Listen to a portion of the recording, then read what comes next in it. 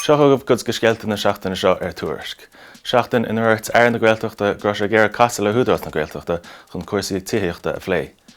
Scéal mór le coppla bliain nús é an aspa tíochta san Gaeltacht agus dúirt an teir deirciléirí gur sé géar fálamach cén fád nach an túdarás ag baint úsáid as na cuachtaí tíochta atá acu, cuachtaí atá láidir go maith dar leis.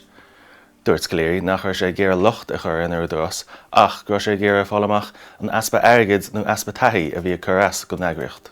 Bhí an teir léirí freisin ag cruinniú de chuid na cóirle airachta thu a heas an seachtain seo ina fógurch gur oscin 600 milliún doína breise ceadaithe de ars na Gaeilge. Tá úsáid le baint as an íocht aon uair chun costar stair le pinsin atá an uair sa íoc, agus dúirt an teir go gur an teirgad ar chumas an airis na céirí a fógurch níos luí am líana a siompu.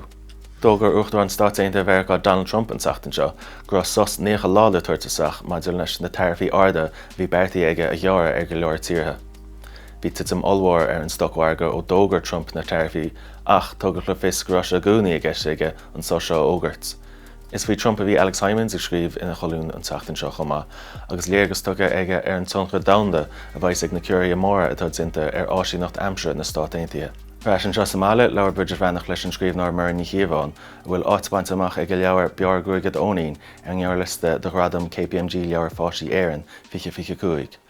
Dúirt ní Chiaváin go mbíonn géar gomach an sílan éireann le feiceáil ina leabhar mar nach míoch sna leabhar a léachsaí agus ise ina gasúir. Tá teagráin is séanaí agan den fod Gaeilge chomá agus cuasaí pleanálatanga faoi chabatal le dónló cnámhsaí a ficeach pleanálatanga i limistéar níor thuúscéit.